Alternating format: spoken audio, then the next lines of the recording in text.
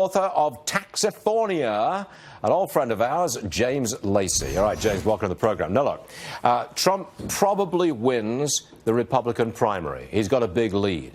But do you think that Trump could win the state for the Republicans in the general election? Well, you know, this is a wonderful question to ask.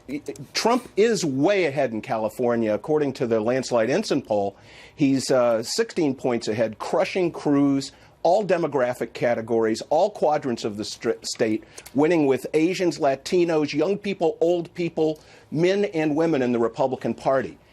So he's definitely going to win the California primary. I believe that's in the bag. Now, the question is, could he put the heat on the Democrats in California in the fall? And let me tell you a scenario that could help. In the last election, only 30% of eligible voters in California voted.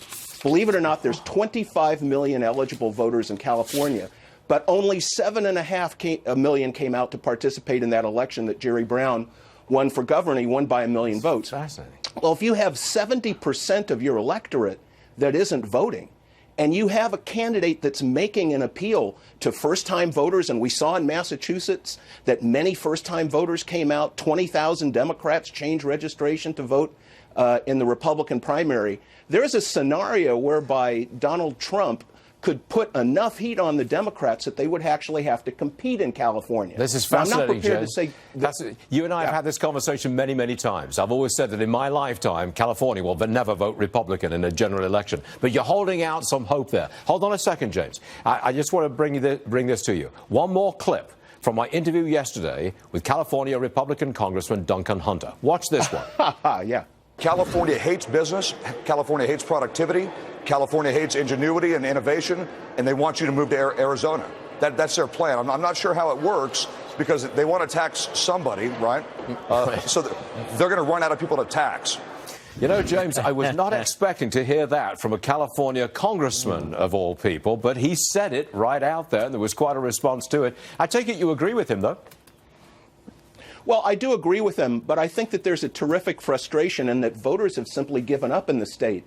You know, we have this dichotomy, according to the Public Policy Institute of California, 65% of Californians self-identify as center or right-wing. Only 34% self-identify as liberal. Yet the liberal Democrats win election after election after election. I think the reason for this is public employee union spending. The public employee unions just have terrific power in this state. And I think that there are millions of voters that just feel disenfranchised. Now, how are we going to motivate those voters? You know, I think our Republican Party has been in a 25-year decline.